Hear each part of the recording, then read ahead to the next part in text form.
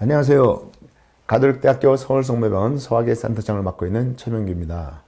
자, 오늘은 대장 내시경중 흔하게 발견되는 작은 폴립을 어떻게 다룰까에서 새로운 팁을 가르쳐 드릴까 합니다. 자, 우리가 조그만 폴립을 발견했다 그러면 뛰는 방법이 대개 네 가지겠죠. 포셉으로 콜드 바이옵시 또는 핫바이옵시 테크닉에서 전기 응고를 가해서 뽑거나 아니면 스테어를 할 때 콜드 스네어, 전기 응고를 가하지 않고 그냥 잡아떼는 것 또는 핫스테어링에서 전기응고로 주는 것. 대가지 네 가지 방법이 있고, 물론 요즘에는 이제 썸미쿠자 인젝션을 한 다음에 핫스테어링 하는 방법을 많이 사용하겠죠.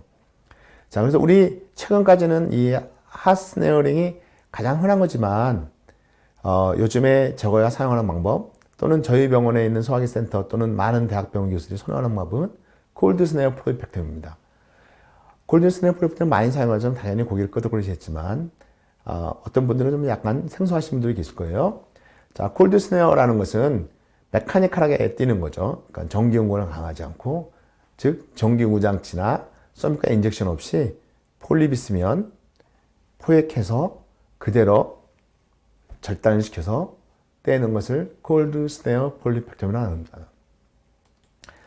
아이디어한 폴리펙팅 테크닉은 완전 절제율도 높고 합병증도 낮아야 되겠고요. 그다음 티슈 리트라블 레이트도 높아야 되겠고 프레셔 타임도 짧아야 되겠고 경제성도 있어야겠는데 사실 콜드 스네어 폴리펙토미가 요 네 가지를 다 만족시켜주는 가장 좋은 방법이라고 생각을 합니다. 그래서 아까 첫 번째 해보는 저의 답은 콜드 스네어 폴리펙토미입니다. 우선 수기를 좀 더 자세하게 설명해 드리겠습니다. 먼저 비디오를 좀 보시겠어요? 자, 용종이 발견됐고요. 지금 MBI 모드입니다. 피트 패턴을 봐서는 아데노마군요.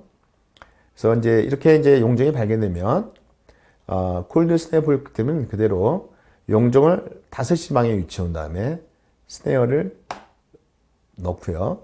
특히 이 플라스틱 시스를, 용종의 2mm 정도 하단부에 위치시키고요. 그 다음에 그대로 누르면서 교획을 하는 겁니다. 이렇게 되면 정상분하고 같이 포함해서 용종이 완전히 교획됐고요. 살짝 흔들어 봐서 장벽에 충분히 결정된 거 확인한 다음에 들지 않고 그대로 잘라냅니다. 그렇게 되면 요 용종이 그대로 붙어 있게 되고요. 아주 완전히 잘 잘라진 걸 볼 수 있습니다. 그리고 석션해서 리트라이브를 하게 되면 용종이 끝납니다. 아주 좋죠? 자, 이런 콜드 스네어 폴리펙토미하고 핫스네어링과 차이점은 5시 방향에 용종을 녹화하는 것은 똑같습니다. 그렇지만 핫스네어링은 전기 응고가 주변을 태울 수 있기 때문에 되게 꼭 용종만 되게 잡는 거에 비해서 콜드 스네어링은 완전 절제를 위해서 최소한 2mm 정도 여유를 주고 정상 조직을 포함해서 잡습니다. 핫스테어링 할 때는 우리가 용종을 교역한 다음에는 텐팅 들어가지고 장벽에서 떨어뜨려서 전기 응고가 장벽을 손상시키는 걸 막게 해주는데, 자, 그런 걸 쓰지 않기 때문에 콜드 스네어이기 때문에 장벽에 붙여서 그대로 스네어로 교역을 합니다. 특히 텐팅을 하게 되면 용종이 튕겨져 나와서 잊어버리기 때문에 콜드 스네어 할 때는 반드시 그대로 놓으면서 교역하시게 되면 용종 리트라이브도 굉장히 도움이 됩니다. 실제로 사람들이 많은 질문 중에 하나가 뛰다가 이렇게 잊어버리면 그 찾느라고 시간 너무 걸려도 힘듭니다. 뭐 이런 얘기를 많이 하시는데 실제로 콜드 스네어 폴리펙토미 하면 용종 회수에 굉장히 어려움이 있을까요? 결과는 놉니다. 오히려 핫스테어링을 하게 되면요, 전기 응고 때문에 딱딱해져 가지고 저 튀어나기도 쉽고요. 특히 텐팅을 해서 하기 때문에 튀어나기 쉽고요. 콜드 스네어링을 하게 되면 그 자리에서 하기 때문에 전기가 조직이 딱딱해지지 않아서 쉽게 오킹 채널로 잡을 수가 있습니다. 그래서 폴리프트라는 테크닉은 스테어링 한 다음에 그대로 텐팅하지 않고, 그게 제일 중요하죠. 그대로 잘라내고 그대로 남아있는 거를 석션한다든가, 이게 정말 어색하고 잘 안 되시면 이런 방법도 있어요. 아예 교획 자체를 잡은 다음에 석션 통해서 커팅하면서 음압을 계속 주면 당연히 쉽게 리트라이브 할 수 있습니다. 거의 두 방법 다 거의 비슷하고 효과적이라고 할 수가 있겠습니다. 익숙해지면 A 방법이 더 효율적이라는 걸 알 수 있습니다. 실제로 아주 작은 폴립의 회수율이 69% 이상 콜드 스네일로부터 좋아진다고 되어 있습니다.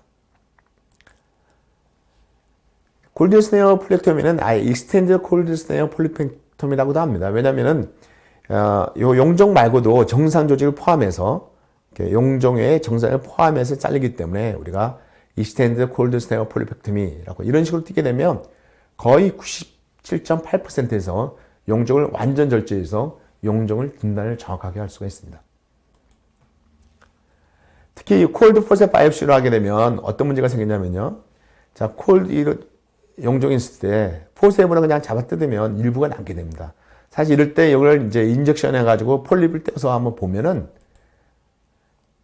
62%만 완전 절제되고 포셉으로 절제면 나머지 40%는 남아있어요. 그 남아있는 건 나중에 인터벌 캔서의 원인이 될 수 있거든요. 그러니까 포셉으로 띄는 것에서는 굉장히 주의할 필요 없고 오히려 콜드 스네어 바이옵시, 콜드 포셉 바이옵시보다는 콜드 스네어이 훨씬 좋은 거죠.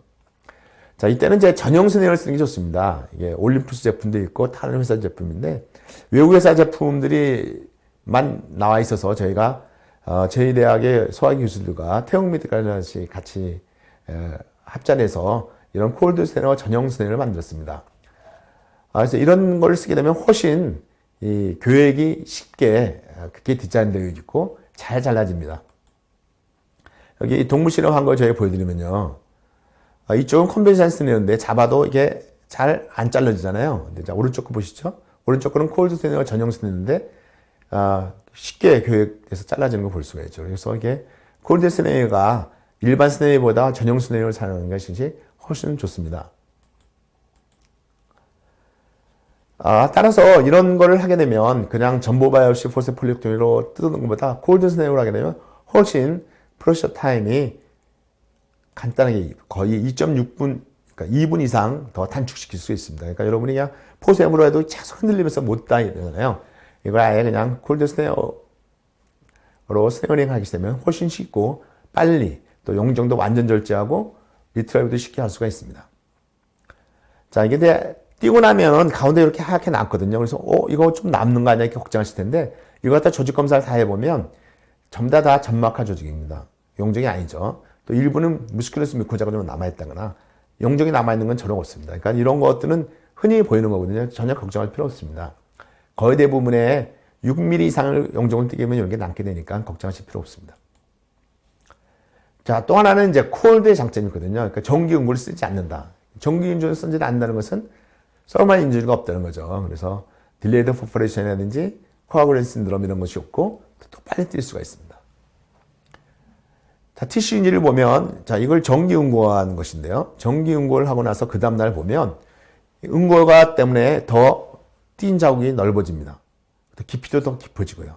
그렇지만 콜드 스네어로 그냥 잘라버리는 경우에는 상처가 위축돼서 크기도 작아지고 깊이도 낮아진다. 벌써 이만큼 하루 동안에 치유가 된 거죠. 그러니까 핫스네어링을 하게 되면 응고 부위가 더 넓어지는 바람에 콜드 스네어링은 금방 치유가 되기 때문에 당연히 딜레이드 브리딩이 적어지게 됩니다. 그래서 포스트 폴리펙틱 브리딩을 보면 이 콜드하고 핫스네어하고 비교를 해보면 콜드 스네어에서는 딜레이드 브리딩이 거의 일어나지 않습니다. 콜드 스네어링이 핫스네어에서 거의 되면서 거의 오른쪽에 보는 거 나와 있죠. 거의 7.53배, 7.35배 더 포스트 폴리펙틱 브리딩이 적어지는 걸 알 수가 있습니다. 따라서 이런 바파린을 계속 쓰고 있는 환자는 우리가 바파린 끊고 하기가 정말 어려운데요. 계속 쓰고 있는 환자, 그러니까 중지를 하지 않더라도 컨벤셔널한 그룹과 콜드 스네어링 비교를 해보게 되면 뚜렷하게 인메디트 브리딩의 숫자가 5.7 대 23%로 5배 차이 나고요. 딜레이드 그룹은 콜드 그룹에서 하나도 없는데 컨벤셔널은 14%입니다. 엄청 차이가 나는 거죠. 결국은 와파린을 중지 않아도 콜드 스네어링 폴리펙토미는 안전하게 할 수 있다는 것을 의미를 합니다. 또한 띈 부분의 점막하 동맥이 손상 정도를 비교해봐도 컨벤셔널 그룹은 39%에 비해서 콜드는 22%로 역시 정기 응고에 대한 동맥 손상이 없기 때문에 브리딩이 좋은 거죠. 그래서 골든 스네어 폴리펙토미가 굉장히 안전하다는 걸 알 수가 있겠습니다. 포스트 코아굴레이션 신드롬은 정기 응고 때문에 장벽이 손타있어서 장막이 상해서 환자가 폴리펙토미하게 아파하는 그런 거나 또 심하면 천공이 일어나는 것인데요. 이는 포스트 코아굴레이션 신드롬이 당연히 골든 스네어에서는 일어나지 않겠죠. 전혀 정기 응고를 쓰지 않기 때문에 굉장히 큰 장점이 되겠습니다. 따라서 이런 콜레스테롤 폴리펙토미에서 최근에 유럽이라든지 미국의 가이드라인을 보시면 싱글하고 플랫하면서 사이즈가 5mm 이하나 6 내지 9mm, 10mm 이하의 폴리프에서는 전부 다 콜드 스네어 폴리펙토미를 권하고 있습니다. 그러니까 완전히 이제 파라다임이 바뀌고 있는 거죠. 그래서 여러분도 너무 겁내지 마시고 콜드 스네어 폴리펙토미를 많이 사용하시면 좋으실 것 같습니다. 저희는 이제 카톨릭 대학교 기술주식회사의 연구소 기업은 주식회사 온리메디칼을 통해서 새로운 내시경 기기 개발하고 있는데, 사실 이런 첨단 내시경 외에도 치료 내시경 투명 캡이라든지 콜드 스테인 같은 이런 그래도 우리 아이디어를 빨리 시장에 내놓는 그런 일들을 하고 있습니다. 그래서 태용 메디컬가 출자를 통해서 이번에 콜드 스테인을 냈고 아마 굉장히 좋은 제품이라고 제가 자신을 합니다. 다시 말씀드리면 콜드 스테인 폴리펙트의 장점을 요약해드리면, 특히 1cm 이하의 폴립 절제 시에 콤플레트 완전 절제율이 하스네어보다 동등월등하고요. 당연히 콜드 포스보다는 우월합니다. 또 프로시터 타임도 굉장히 단축할 수 있고요. 그 다음에 티슈 리트라블도 굉장히 쉬워요. 응고되지 않았기 때문에. 그러시고 합병증, 특히 딜레이드 블리딩이라든지 천공이나 응고 중에 하스프에서 거의 없거나 낮기 때문에 더 안전합니다. 왜 우리가 하스네링을 고집할 필요가 전혀 없다는 것이죠. 오늘 강의가 여러 선생님들에게 대장 내시경 할 때 많은 도움이 됐으면 바랍니다. 감사합니다.